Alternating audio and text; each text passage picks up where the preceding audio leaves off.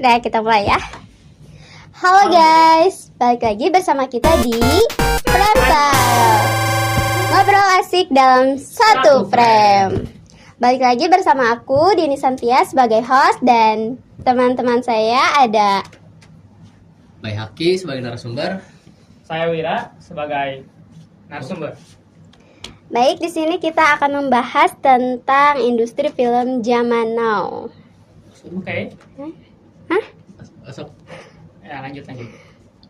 Kebiasaan nonton film sekarang itu menurut kalian orang lebih sering nonton di bioskop atau di platform streaming? Platform streaming. Baik, gimana Ya Baik? kalau menurut saya sih banyaknya sekarang ya platform streaming, karena yang satu mudah, yang kedua gampang diakses, yang ketiga bayarnya murah. Kalau misalkan kita ngegantung nontonnya di bioskop, yang pertama butuh waktu, dua ongkos, ketiga jauh juga biasanya. Betul. Terus yang keempat agak ribet lah karena kita perlu transaksi transaksi tambahan. Nah, tapi minusnya banyak nonton lewat streaming adalah mereka itu layarnya kecil dan juga aksesnya juga sebenarnya lebih banyak lewat streaming. Kalau di bioskop kan kita cuma bisa nonton satu film kan, tapi kalau misalnya lewat streaming kita bisa menonton beberapa film dalam sekali bayar berlangganan sebulan. Nah jadi kalau menurut saya sih ada plus minusnya juga, tapi kalau misalkan mau mendapatkan feel atau experience lebih, tentunya kita harus menonton di bioskop kalau menurut saya. Tapi di bioskop kayaknya lebih worth deh. Apalagi kan zaman sekarang tuh bioskop nggak semahal itu ya sebenarnya. Iya. Ya cuman kan minusnya emang nggak boleh bawa makanan dari luar. Tapi kalau menurut saya itu udah misalkan berapa tiket sekarang? 40.000, 50.000. 45 ya kalau Ya. saya. Itu udah mencakup experience yang nggak bisa kita dapetin di mana-mana, itu sih udah worth it sih. Dan juga kan beberapa film apalagi kayak misalnya Avatar, kalau nggak Oppenheimer, itu tuh kan lebih nikmat ditonton di IMAX atau enggak ya bioskop-bioskop yang eksklusif lainnya lah. Menurut kalian kenapa kebiasaan nonton orang itu bisa berubah gitu ya? Apa? Kenapa kebiasaan nonton orang itu bisa berubah? Kebiasaan nonton orang itu bisa berubah. Ya, Mungkin gara-gara Selera. dan pribadi masing-masing. Ada juga kan yang orangnya tuh mager pengennya di kamar terus, dan bahkan di zaman sekarang juga ada alat-alat yang bisa kita bikin sendiri di bioskop mini gitu, di dalam kamar sendiri. Nah itu tuh mungkin ya kembali lagi ke orangnya, dia pengen nyaman gak kalau misalkan ke tempat umum seperti bioskop, atau lebih suka sendiri di rumah nonton film, me time lah gitu. oke. Apa sih kelebihan dan kekurangan bioskop dibandingkan streaming? Nah, itu tadi, kalau misalkan di bioskop, kalau misalkan kita mau mendapatkan experience atau film tentunya nonton di bioskop, karena yang satu layarnya gede, terus yang kedua kita dikasih Sony yang mantap gitu. Tapi kalau lewat streaming, yang pertama layarnya kecil, walaupun kita bisa nonton di TV, tapi kalau dibanding bioskop kan tetap beda di bioskop. Yang kedua, suaranya nggak terlalu jelas kayak di bioskop. Terus Justru di bioskop jelas dong. iya, maksudnya nanti kalau di bioskop jelas, salah maksudnya nanti kalau lewat streaming, Baik ya. kalau TV suaranya pasti nggak terlalu jelas kayak di bioskop kan. Nah, Kadang kayak sinyal gitu ya. Nah, perlu ada tambahan biaya lah kalau misalnya streaming. Tapi plusnya di streaming kita bisa banyak nonton film sekali langganan 1 bulan. Nah, kalau bioskop sekali bayar cuma bisa nonton 1 film. Tapi kelebihannya bioskop adalah kita nonton film updatean yang terbaru. Tapi kalau di streaming paling nunggu sebulan atau 2 bulan baru keluar film baru gitu. Oke. Ada tambahan? Sama sih kayaknya. Oke, kita Udah lanjut. disebutin semua. Nggak usah. Menurut kalian apakah bioskop masih akan bertahan di masa depan? Menurut saya sih jelas ya. Soalnya kan kualitas film tuh makin hari makin bagus ya. Apalagi dengan CGI teknologi terbaru itu, CGI-nya makin halus, makin realistik. Nah itu tuh apalagi sound effect-nya juga gitu. Teknologi kan semakin berkembang. Nah cara mendapatkan feel yang maksimal ya itu tetap harus di bioskop sih. Ya sih, kalau menurut saya bioskop pasti gak akan mati lah. Soalnya kan bioskop itu media pertama buat nonton film gitu, apalagi kan fasilitas juga lebih lengkap daripada lewat streaming gitu. Jadi susah lah kalau mati. Ya, benar. Kalau misalkan di bioskop itu kan kalau misalkan seandainya mati lampu bisa pakai apa sih namanya itu, genset ya? Iya, genset. Baik, ke pertanyaan selanjutnya. Film seperti apa yang menurut kalian lebih seru ditonton di bioskop? Action. Yang pertama dari soalnya mereka itu lebih jelas. Terus yang kedua dari visual. Dari visual lebih terlihat tiga dimensi lah karena action. Karena action kan itu banyak scene-scene yang beradrenalin, banyak scene-scene yang Menegangkan seru, gitu ya? menegangkan. Jadi kalau menurut saya sih lebih bagus action sih kalau di bioskop. Tapi kalau horor mungkin bisa di rumah karena kita itu mah balik lagi ke selera kan. Tapi kalau horor mah Tapi horor juga lebih bagus di bioskop sih. Karena lebih vibesnya itu ya Iya, kerasa vibes-nya. gitu ya. Kalau di rumah ya bisa jadi lagi tiba-tiba ada hantu, tiba-tiba gak ada sinyal gitu. Jadi feel horor Jadi kayak gitu kan, kayak greget gitu kan, kayak belum selesai gitu. Kenapa film blockbuster seperti Avatar, The Odyssey, atau film superhero lebih cocok ditonton di layar lebar? ya karena kayak yang kata Bayhaki tadi itu tuh termasuk film action ya. Yang dari segi visual, dari segi sound effect itu tuh bakal lebih maksimal kalau ditonton di bioskop. Soalnya emang film itu diciptakan buat memanjakan mata sama memanjakan telinga juga. Kalau film drama atau komedi romantis, apakah lebih enak ditonton di rumah atau di bioskop? Menurut saya di rumah ya, soalnya kan itu series rata-rata kan film-film Korea, film drama itu kan series bioskop. Kalian kita nonton satu film, Yeah. satu durasi. Tapi kalau misalkan di streaming biasanya kan series, jadi butuh beberapa episode dan ini juga pasti menghambat waktu kan. Yeah, Jadi betul. kalau menurut saya sih drama sih bagus sih di rumah ya. daripada di Tapi bioskop. kalau drama juga kan ada juga yang movie ya. Movie juga ada kan di Ada. bioskop. Nah, kalau misalkan kita bahas lebih enak di HP atau di bioskop, ya sebenarnya di bioskop secara kualitas di mana-mana bioskop walaupun itu film komedi, film drama, film romance. Kalau misalkan bicara lebih enak ya jelas di bioskop sih. Tapi balik lagi ke diri kita lebih nyaman, lebih niat gak nonton di bioskop. Atau di rumah gitu ya? Banyaknya masih di rumah kan. Ya, kalau misalkan dari drama atau komedi gitu, paling di rumah karena lewat aplikasi gitu kan. Ya. Kenapa sekarang studio lebih sering bikin sequel atau remake dibandingkan cerita baru? Mungkin karena Banyak yang penasaran, Iya, banyak yang banyak penasaran yang dari request juga cerita sih. kemarin kan. Hmm, Jadi kalau menurut saya sih cerita kemarin tuh kayak belum lengkap lah. Terus juga mungkin ada beberapa request dari penonton atau dari penggemar fans, mungkin harus ada tambahan karakter, tambahan adegan. Jadi para produser atau sutradara mereka membuat sequel ataupun remake baru biar bisa memuaskan para penonton. Ya juga sih. Tapi kalau misalkan buat yang remake live action ya mungkin itu buat dari segi cuan juga kan itu menguntungkan juga gitu. Walaupun misalkan emang ada beberapa film yang lebih bagus yang sebelumnya atau yang dari animasinya itu lebih bagus daripada live action atau dari yang sebelum di remake, kayaknya itu lebih ke arah cuan nggak sih? Cuan Ya dari sih. produsernya sendiri atau gimana Bay? Cuannya pasti ya, pasti semua Ah. produser ngasih cuan. Cuman kalau misalkan kita lihat kayak Toy Story 5 nih. Kalau menurut saya nih Toy Story 5, kalau menurut saya sih bagusnya udah stopnya di Toy Story 3. Tapi mungkin karena tadi kan sutradaranya nyari cuan. Iya. Jadi Jadi buat buat sequel episode terus. Padahal kalau baru. lihat dari data sebenarnya dari para fans mereka nggak minta sequel baru, tapi emang sutradaranya emang cari cuan aja gitu. Oke. Apakah ini karena industri film sekarang lebih mementingkan keuntungan? Ya mau di mana-mana juga kan kalau misalkan industri film tuh yang dilihat tuh dari segi view ya. Kalau misalkan dari segi view juga itu sama dengan jumlah uang yang dihasilkan kan. Ya. Ya paling-paling ya harusnya sih industri film nomor satunya ya pasti keuntungan dulu. Keuntungan dulu. Iya. Menurut kalian apakah remake dan sequel selalu buruk? Nggak juga sih, ada beberapa yang bagus, sequel-sequel yang gitu bagus juga, tapi juga ada yang buruk juga gitu.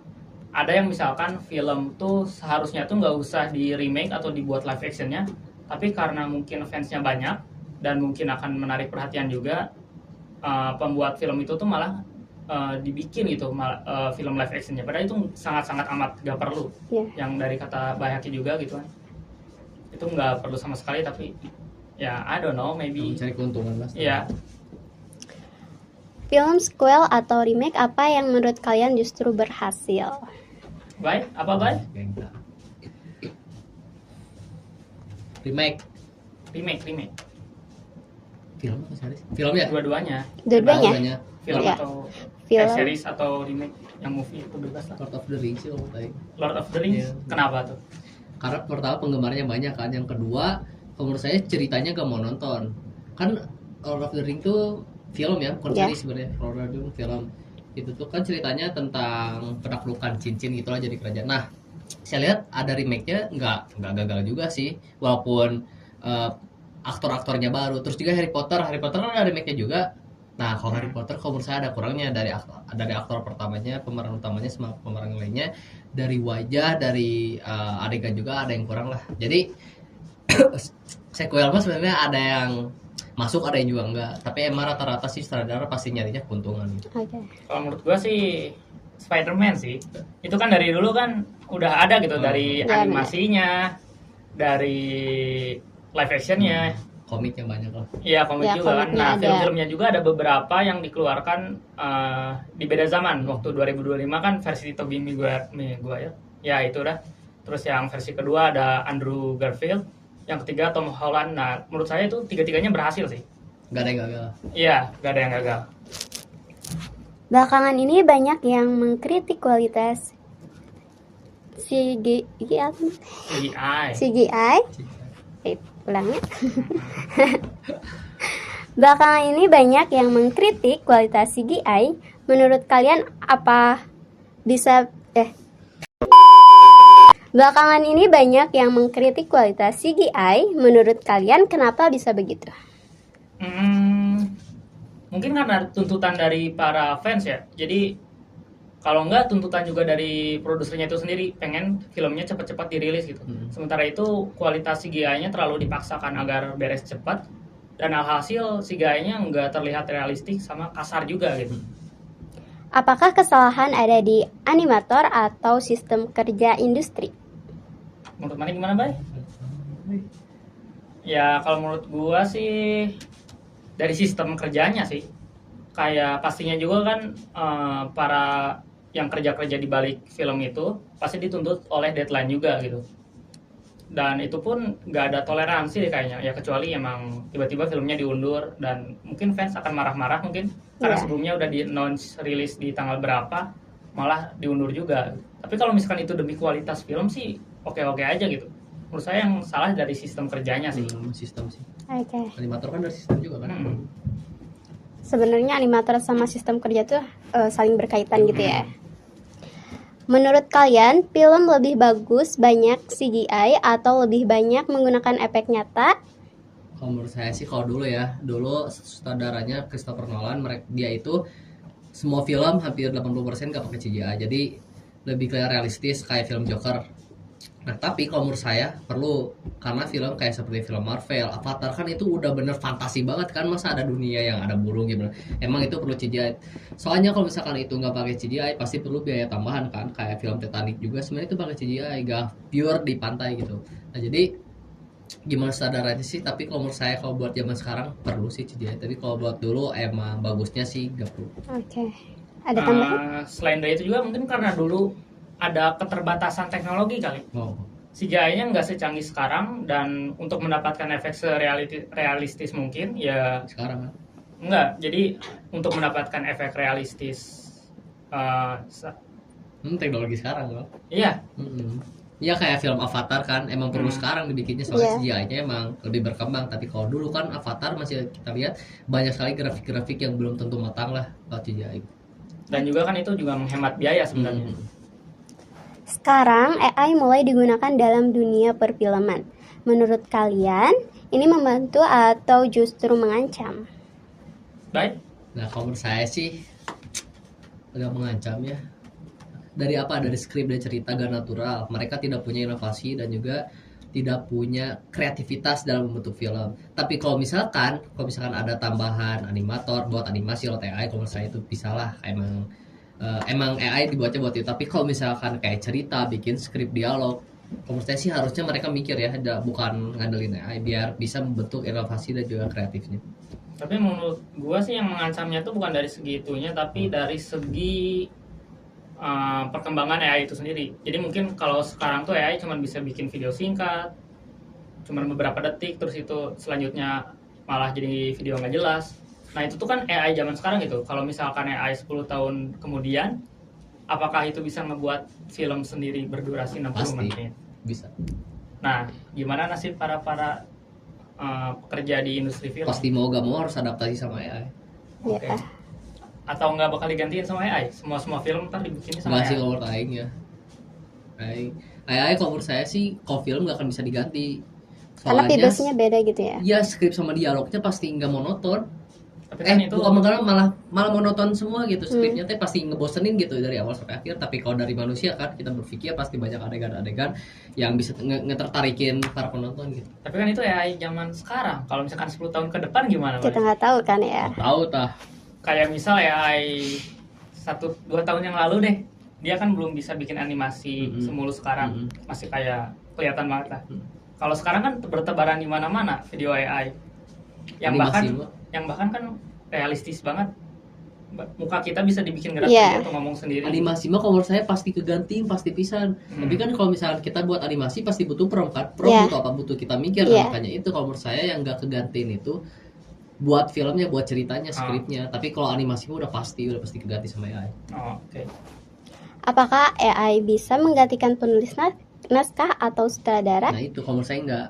Soalnya AI pasti ceritanya tuh monoton, pasti balik lagi ke kita mau apa kan ceritanya. Tapi kalau kita buat cerita sendiri itu semaunya kita. Tapi mungkin AI cuman bantuan aja deh, bantuan rekomendasi beberapa skrip gitu. Tapi kalau secara keseluruhan kalau menurut saya jangan terlalu ngegantung sama AI loh. Ada tambahan? Lanjut. Tidak ada? Oke. Menurut kalian apakah emosi dalam sebuah film bisa dibuat oleh AI?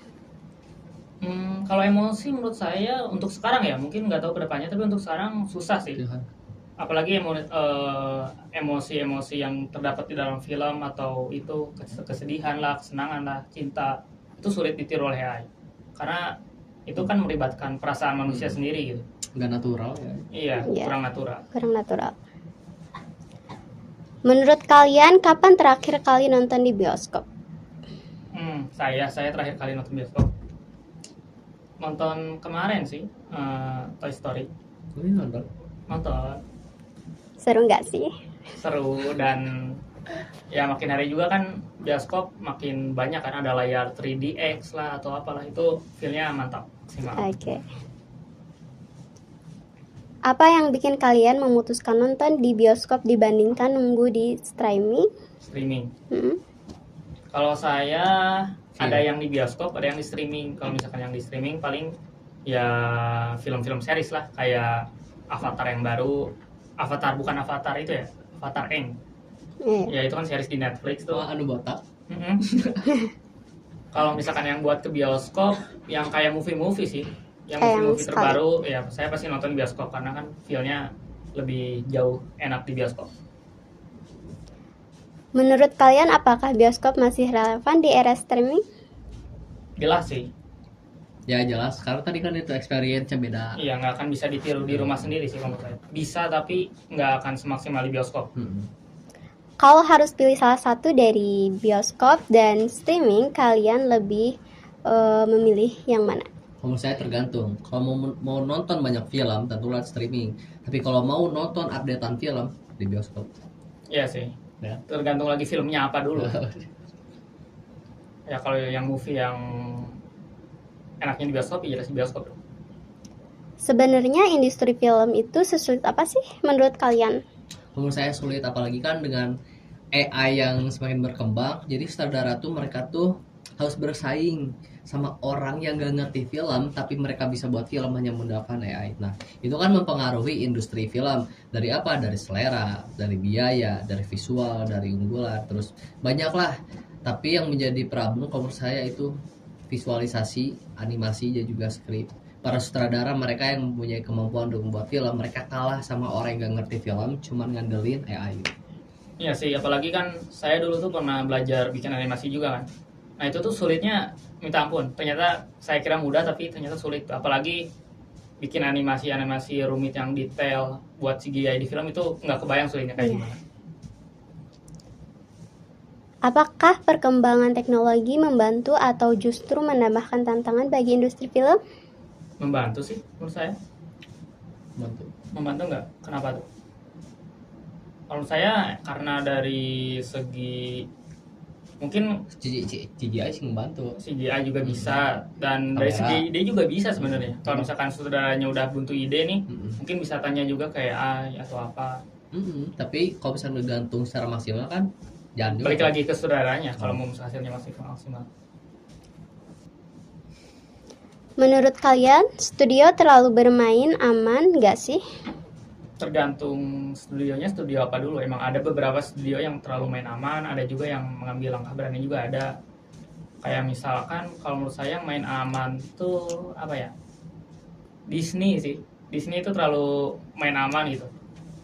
Dan padahal dulu tuh yang terkenal tuh Disney tuh filmnya nggak monoton, terus tuh rame, terus jokes-jokesnya juga. Sekarang jadi monoton. Kalau sekarang tuh jokesnya main aman, terus Juga nggak suka kalau nggak sama Disney tuh masukin hal-hal yang menyimpang. itu juga. Dan tapi selain dari itu juga kayak film-film Marvel sekarang tuh kan beberapa ada yang di naungan Disney ya. Yang di naungan Disney itu sama yang masih diambil di naungan Sony, beberapa hak patennya itu tuh beda banget. Kalau misalkan yang Disney tuh kayak beratnya simpelnya tuh lebih family friendly lah. Tapi kalau yang misalkan dipegang sama studio lain kayak Sony misalkan, feel dari karakternya, dari pembawaan cerita berdasarkan komiknya itu lebih tepat lah gitu, lebih menyerupai karakter aslinya atau cerita aslinya dibandingkan yang di naungan Disney gitu. Menurut saya sih kekurangan dari Disney, mereka ceritanya bener yang monoton itu aja. Visual mah udah pasti bagus kan, soalnya banyak perkembangan visual. Cuman ya itu ceritanya monoton kalau dibandingkan dulu kayak Queen. Apaan tuh ya? Queen apa sih? Apa? Eta anu mobil berep teh. Oh, Melvin apa sih? Pixar, Studiona, mana apa Studiona? Itu filmnya ya mah no. Kan kita lagi bahas studio sa. Kita bahas teh nggak bahas kualitas filmnya di studio. Nya Studiona naon? Nah, Disney kene. Pixar, beda. Ayo jangan. Oh, lain. Itu Disney. Beda. Oh ya. Yang selanjutnya pertanyaan. Oke. Menurut kalian industri film 5-10 tahun ke depan bakal seperti apa? Gimana Bay menurut mana? Kalau menurut saya sih pasti tetap gak akan terlihat nyata, pasti tetap 3D atau 4D kan udah fisik kan, kalau saya 4D atau belum sih? Lanjut dulu aja. 3D masih, kalau menurut saya masih 3D, cuman yang menjadi perkembangan sih tetap dari visual kan, dari warna. Tapi kalau dari cerita, kalau menurut saya sih pasti itu aja lah, pasti mirip sama film lain. Tapi yang menjadi perkembangan menurut saya dari aktor, banyak aktor, aktris ataupun animasi baru yang bisa bikin tertarik lah buat para penonton. Mungkin kedepannya kalau menurut saya yang jelas harusnya ya dari segi visual, dari segi audio harusnya berkembang lebih jauh gitu lah. Tapi yang jadi tantangan tuh mungkin aktor-aktor generasi yang akan datang, yang selanjutnya. Kan jadi aktor tuh bukan hal yang mudah gitu, apalagi menyaingi aktor-aktor terdahulu yang udah punya nama. Itu tuh nggak akan semudah itu tergantikan gitu.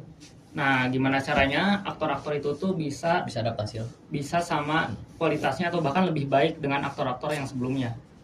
Oke. Ya, begitu. Film apa sih yang paling kalian tunggu di tahun ini? Spider-Man Brand New Day. Gak ada. Gak ada. Nggak ada. Oke. Apa sih harapan kalian buat industri film Indonesia ke depannya? Film Indonesia ya? Ya. Ya, semoga bisa menyaingi film-film barat lah, dari segi visual, audio, kualitas dan lain-lain. Menurut saya sih banyak. Kalau menurut saya sih harusnya Indonesia banyak kolaborasi dengan film luar ya, biar terekspos film itu bisa internasional gitu. Soalnya kita lihat Indonesia tuh monoton, paling yang keluar tuh film apa horor Romance. lagi kan, horor romance dengan aktornya itu aja kan. Kalau menurut saya Indonesia tuh yang harus diubah, datengin aktor baru, datengin cerita baru, datengin genre baru, terus juga banyakin kolaborasi dengan film-film luar lah gitu, yang star luar. Tapi setahu aku mah ada ya film horor yang apa sih? Yang kerja sama orang Korea, tapi lupa apa ya itu namanya. Itu The Fast and Furious juga kan, itu ada aktor Indonesia. Di atasnya. Ya, mungkin masih lebih banyak yang kayak gitu kali. Harusnya biar ke-expose lah bahwa ini nih orang Indonesia nih ada yang pantas buat main di internasional. Dan juga si aktornya sendiri juga bisa belajar dari acting di film tersebut gitu. Jadi pas waktu ke Indonesia juga actingnya lebih bagus kan, gitu. Lebih menarik.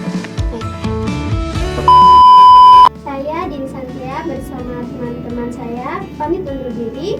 Sampai jumpa di episode selanjutnya. Karena di Frame Club ngobrol asik dalam satu frame. Sampai jumpa.